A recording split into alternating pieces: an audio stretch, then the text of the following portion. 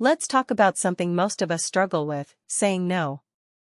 If you're anything like me, or, well, most people, you've probably found yourself saying yes to things you didn't want to do, just to avoid conflict or disappointment.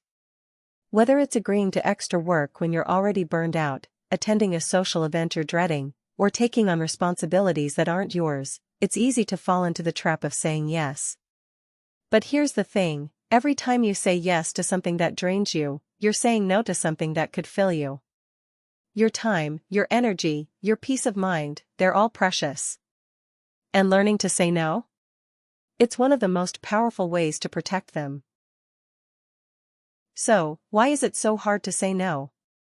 For most of us, it comes down to one thing: fear. Fear of letting people down. Fear of being judged. Fear of conflict or rejection. We've been taught that saying no is selfish.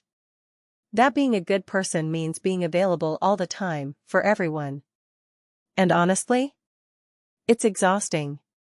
Here's the truth, though, saying no doesn't make you selfish, it makes you self-aware. I used to be the ultimate yes person. If someone needed help with a project, I'd say yes, even if I was already drowning in my own work. If a friend asked me to hang out when I was exhausted, I'd say yes, even when all I wanted was to curl up at home. I told myself I was just being a good friend, a good coworker, a good person. But deep down, I was saying yes, because I was scared. Scared that if I said no, people would stop liking me. Scared that I'd seem rude or ungrateful. But you know what happened? I started feeling resentful. Not at the people asking for my time, but at myself. And one day, I realized, every time I said yes out of fear, I was betraying myself. Let's talk about what it really costs to say yes when you mean no. It costs your time. Time you could spend on things that actually matter to you, whether that's working toward your goals, resting, or simply enjoying life. It costs your energy.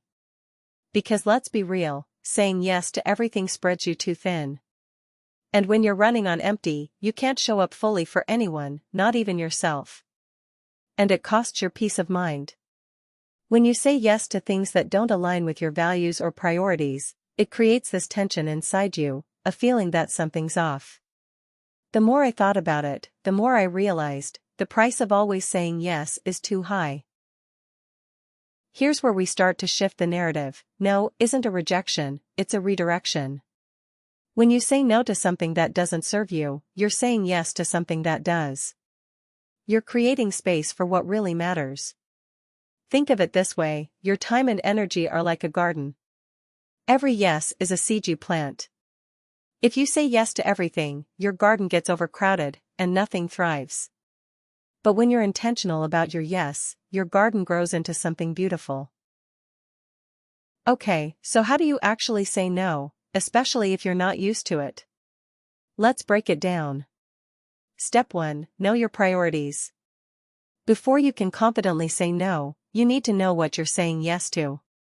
Take some time to figure out your priorities. What really matters to you? What are your non-negotiables? When you're clear on those, it becomes easier to recognize when a request doesn't align with them. Step 2, be honest, but kind. When you say no, you don't have to over-explain or apologize excessively. A simple, honest response works wonders. Something like, I wish I could help, but I can't commit to that right now. Thank you for inviting me, but I need some time to recharge. I'm flattered you thought of me, but I have to pass. You're allowed to set boundaries without feeling bad about it. Step 3, practice saying no. If saying no feels uncomfortable, that's okay. Like any skill, it takes practice.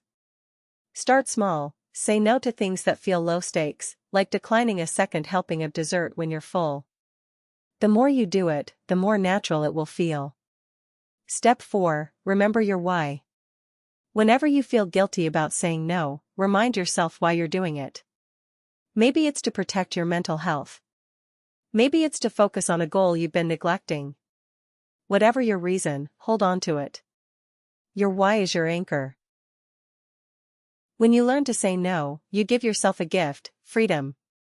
Freedom to spend your time and energy on the things that matter.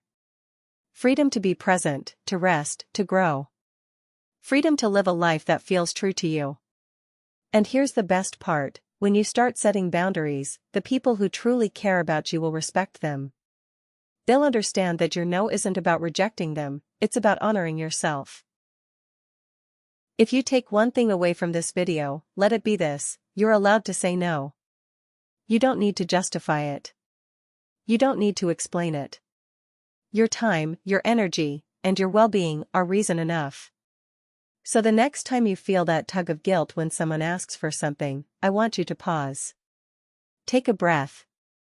And remind yourself, it's okay to say no. If this message resonates with you, I'd love to hear your thoughts. What's one thing you're going to start saying no to? Let me know in the comments.